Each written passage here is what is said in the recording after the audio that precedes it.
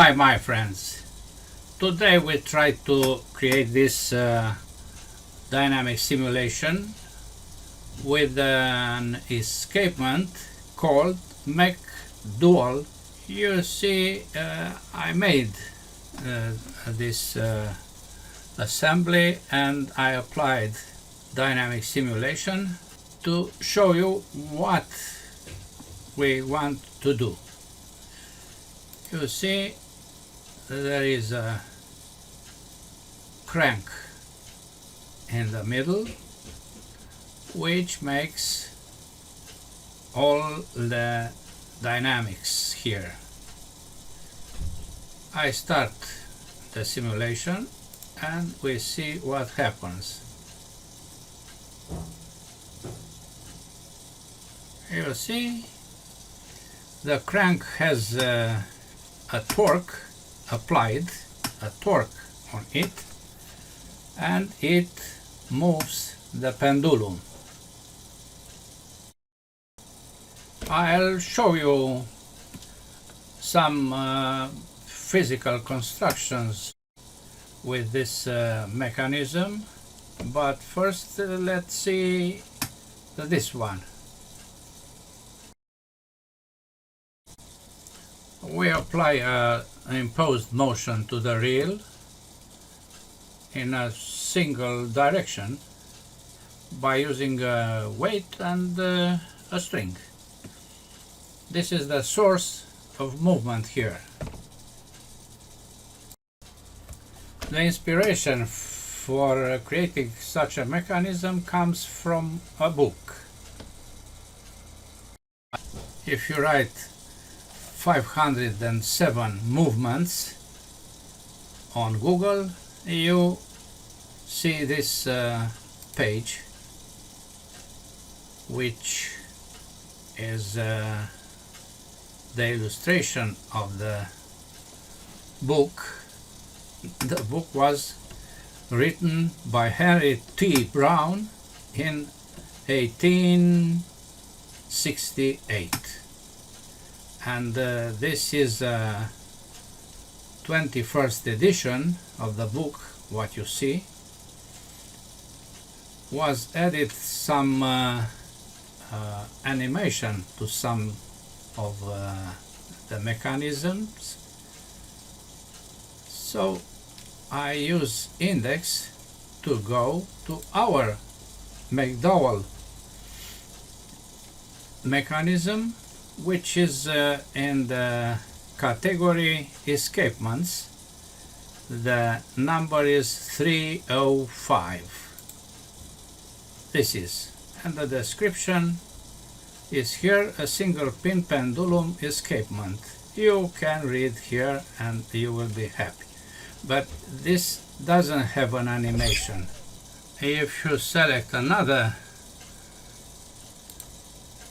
page from the index, like 38, you find this with animation. Somebody made animations to the original. This is the original and this is animation. In total you find 507 mechanical movements, a lot of interesting mechanisms for you to have examples. Good. Take a look at the physical mechanism made by Greg May. Look at it. Well, this is another experimental escapement. This is Mr. Charles MacDowall's 1851 patented single pin escapement. It's not very efficient. The driving pin only gives 2 impulses per revolution, and I think there's a lot of shock waves going back through the gear train, but it works. Rather simple and unsophisticated. the gear train is a new one that I've made, and it's improved on the old version. You might be able to see it in there working. You can watch the clip and you will see all the details. As you can see, the mechanism is made of 6 parts. The pedestal with this plate and this structure here, pendulum, shaft, crank, reel and pin. We use them to create the assembly. Let's go. New standard millimeters IM, and we change the background by using File, Options, Color, and we select High Contrast. Apply. We want to see the contour of parts, so this is suitable. We place the first part, which is the pedestal, grounded at origin. The orientation is bizarre, with Z-axis to the left. I use a device which is called Space Mouse to move and rotate the object. I select this point and I use Set Current View as Home, Fit to View to fix this position. When I orient in other position the object, the axis Z is vertical. For you to understand, this is the navigation cube, and I selected Set Current View as Home and Fit to View. Good. We place the other components. The crank somewhere here, escape, blank or space, pendulum somewhere here, the pin near the crank, the reel also there, and the shaft somewhere on the top. Now I use constraint to place with insert aligned this circle here. Yes, then I change for opposed between the circle and the end of the pendulum. Apply. The crank is also opposed, insert opposed, and it comes right here. Apply. The reel comes in this position. Apply, and I change to mate the constraint because I want to place this axis on this axis. Apply, but first I move the pin outside because I have to place the two holes on the same axis. The last is the positioning of the pin with its transversal plane. Oh, I forgot to apply. Its transversal plane, which is this one,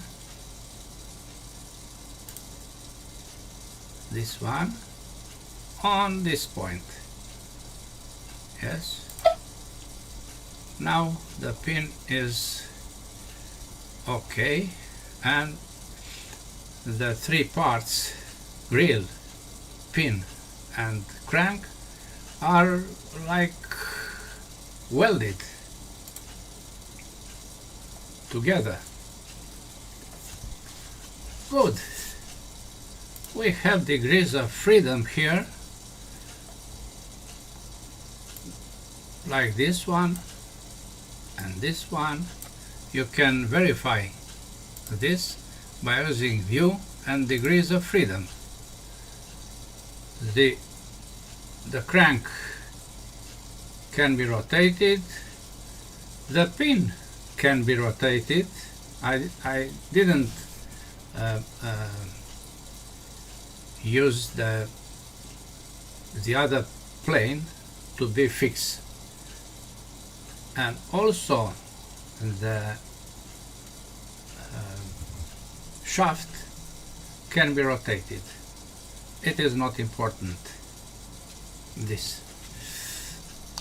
Okay.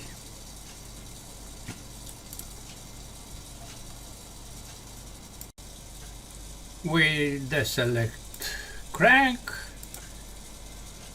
and we see all the components.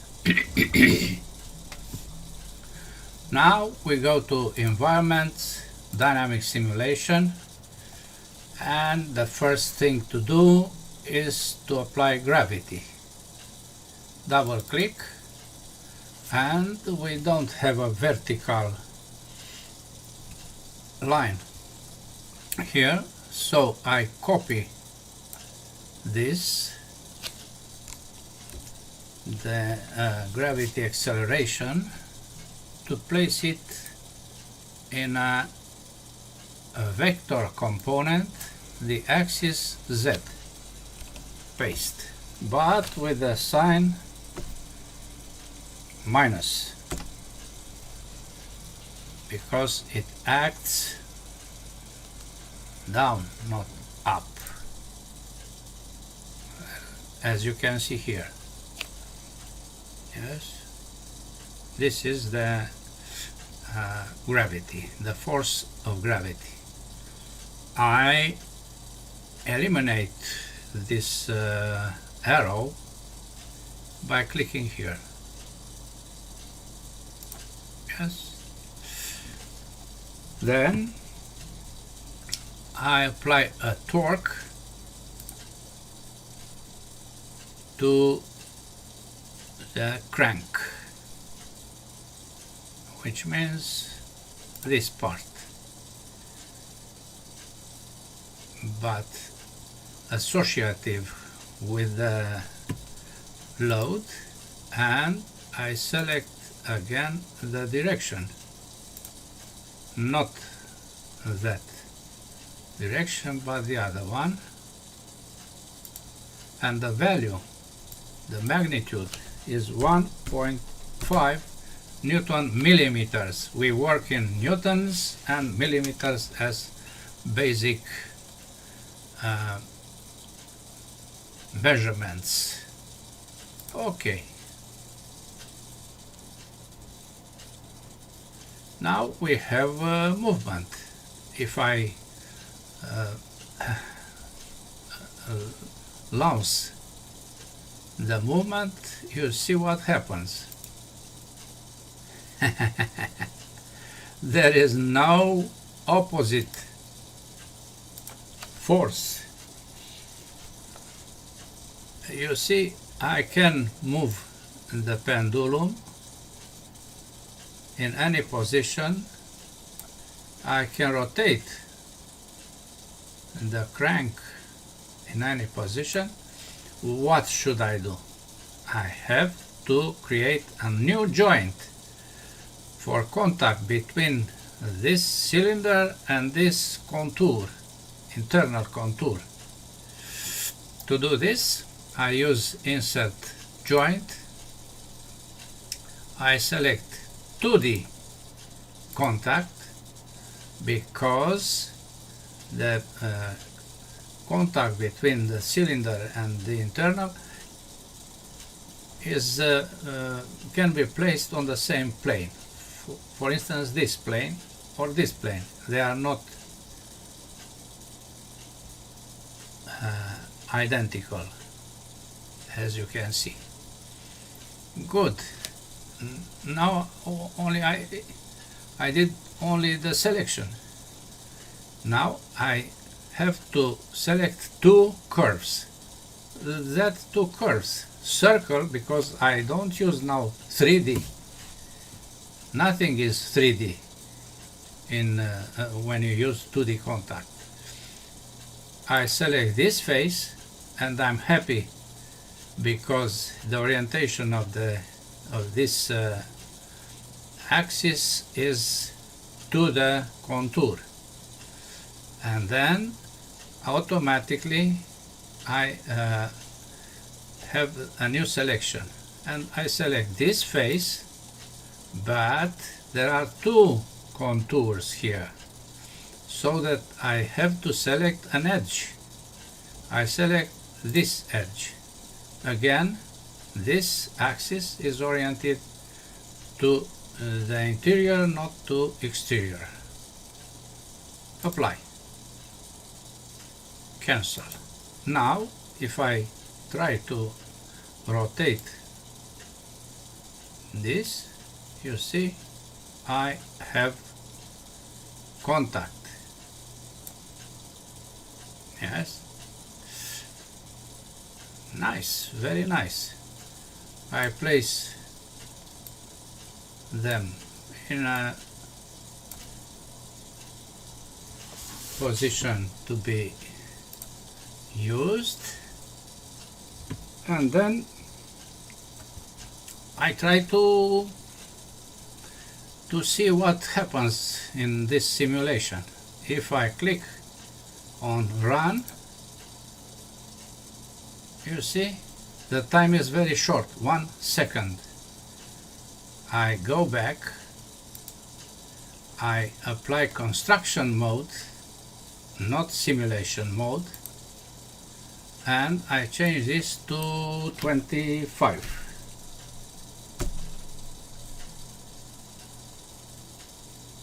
Instead of 1. What is 25? 25 seconds. I go on, and it happens something not so clear, because we didn't apply some settings which are now by default.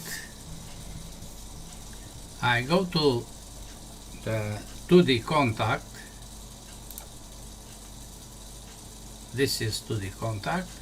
Double click, and I see here restitution 0 and friction 0.8. I don't want such a great restitution. I place 0. I change the friction to 0.1. Okay. Good. Let's see what happens.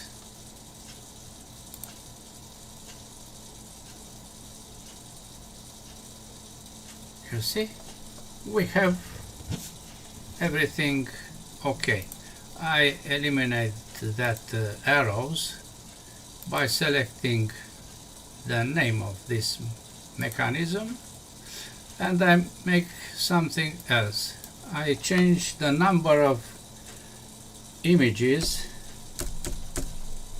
from 2,500 to 10,000 to have a slow motion presentation. Go. See, the torque is enough for starting the movement and keeping it regular.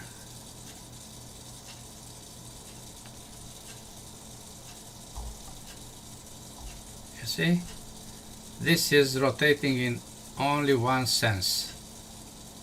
You can place here a weight and a string to have the motor activated. Good. I want to tell you something about this many and interesting characteristics of the components. As you can see, there are two grounded parts, pedestal and shaft, but they are not welded together. The mobile group is composed by two, pendulum, one, and unwelded group, which is composed from crank, pin and reel. You can find out a lot of other things about the dynamic simulation by using the file general index table to see there all of them and to select which one is interesting for you about every aspect. And I didn't finish with dynamic simulation. We have a lot to continue with this. That's all for today. Thanks for watching. Bye bye.